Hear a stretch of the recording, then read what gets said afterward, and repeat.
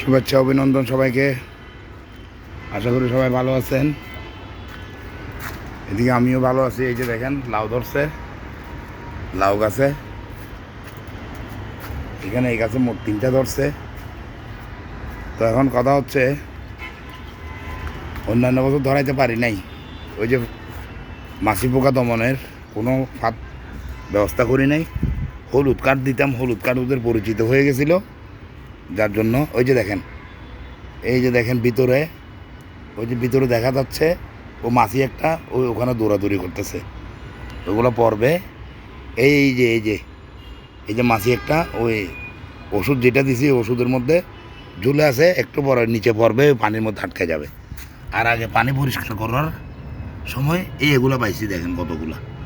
এগুলোর জন্য সবজি ফল এগুলো হইতে পারে না। শসা, এরপরে আপনার লাউ, তারপরে মিষ্টি কুমড়া, জালি কুমড়া, চাল কুমড়া, এইসব ধুন্দুল, চিচিঙ্গা এইসব হইতে পারে না এই মাছি পোকার জন্য। এই মাছি পোকা দমন করলে আপনারা একদম নিশ্চিন্তে আপনারা এই আমি যেসব গাছ বলছি এগুলো হবে। তো আজকে দেখেন একটু আগে কাক এসে ওদেরকে অনেক ভয় দেখাচ্ছে আমার মুরগিগুলা।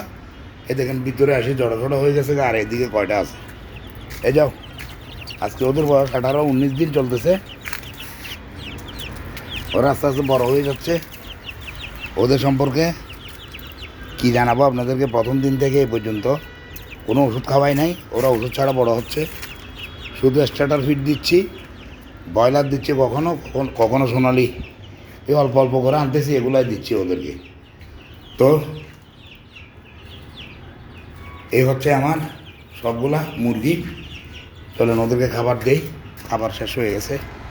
সকালে, দুপুরে, এই বিকালে ওদেরকে এই 3 ঘন্টা ছেড়ে দেই। এই 3 ঘন্টা ছাড়ার মধ্যে ওরা বাইরে যাই একটু খাবার দাবার করে। 3 ঘন্টা পর আবার ওদেরকে বন্ধ করে দিই। এই এখন দিয়ে গেলাম, কালকে সকালে ওদের সাথে দেখা হবে আবার। আল্লাহর রহমতে কালকে সকালে দেখা হবে। পুরো রাতে ওরা এইসব খাই দায় একদম জীবন ধারণ করবে। রাত্রের জন্য ওদের সাথে আর দেখা হবে না। তো এই হচ্ছে আমার 19 দিনের সোনালি হাইব্রিড সুপার মুরগির বাচ্চাগুলা। ঠিক আছে, আপনারা আমার চ্যানেলটাকে সাবস্ক্রাইব করবেন। এই যে বন্ধ করে দিচ্ছি।